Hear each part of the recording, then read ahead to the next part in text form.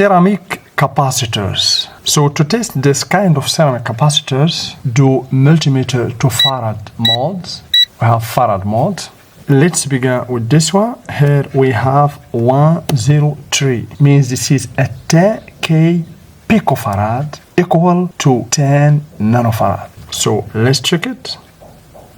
As you can see, we have 9 nanofarad. Same for this one, we have 103, which equal to 10 nanofarad, as you can see here in the multimeter. So this is good. What about this one here? So 4, 7 and 2 zeros means this is a 4700 picofarad equal to 4.7 nanofarad. So let's check. As you can see in the multimeter, 4.1. Always we have tolerance. So M means 20% tolerance. And for K here, this is a 10% tolerance. And 1 kilovolt means maximum voltage rating. So those capacitors are good. What about this one here, the ceramic or the ASMD ceramic capacitors? Let's check it. 35 microfarad. Okay, so this one also is good, but we don't have the value above it. So for this kind of capacitors, always you have to refer to the datasheet or the schematic or the donor board. In the next part, I'm going to teach you how to test this kind of capacitors and how to find the exact value. What about testing transformers? So for transformers, we have to select the continuity mode on the multimeter.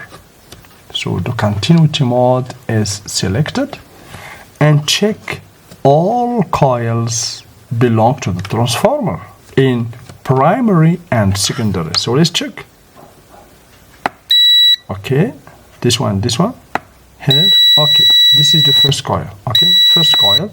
So second coil. So this side is good. Let's check the other side.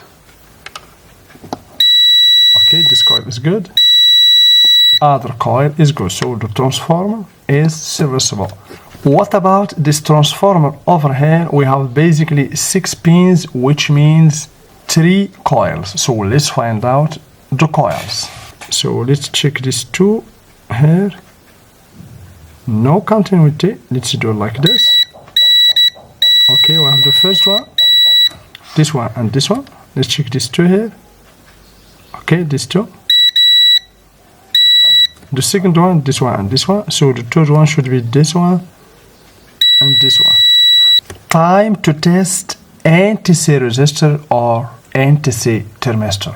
Very important protection resistor. Before we continue, a quick thank you to the sponsor of this video, Next PCB. Next PCB is a reliable multi-layer PCB manufacturer offering everything from PCB prototyping to full turnkey PCB assembly. They handle PCB fabrication, component sourcing, ASMD stencils, and even mass production, all in one place. Whether you are building a prototype or scaling to production, Next PCB makes the process simple and professional.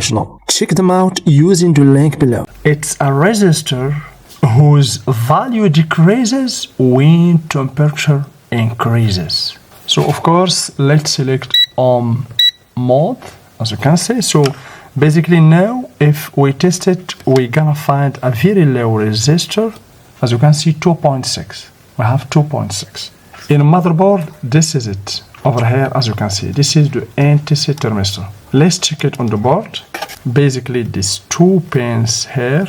So let's check. As you can see, 6.9. So the behavior of this resistor is that the resistance goes down when temperature goes up. We can even check just using my finger. Look, we have 2.5. If I put my finger here, do you see? Decrease. So the resistance decreases. So the value changes smoothly with the temperature. And remember, the NTC gives its real value at 25 Celsius. What about testing optocouplers or opto-isolators? So very easy for optocoupler. If you pay attention for the optocoupler, here we have pin number 1. Do you see this dot? Means this is the pin number 1, 2, 3, 4. Here we have the diode, and here of course these two here for phototransistor. So basically a good optocoupler is the one that gives here about 1000 drop voltage between pin number 1 and pin number 2. Let's check. So let's move the multimeter to diode mode. Okay, the diode mode is selected. Let's check between pin 1 and pin 2. Okay, up loop. Let's swap the probes. So let's check. As you can see, 1000 drop voltage. Okay, let's check this one also. So here we have pin number 1, as you can see. So let's check between pin 1 and pin 2. We have 1000. Okay, let's check like this.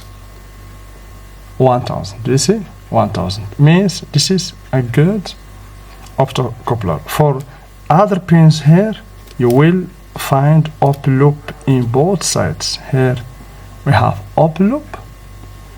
Also, if we swap the probes, as you can see, we have also up loops. What about testing fuses? We get the continuity, means the fuse is good. Let's check the second one. No continuity, no beep means failed fuse.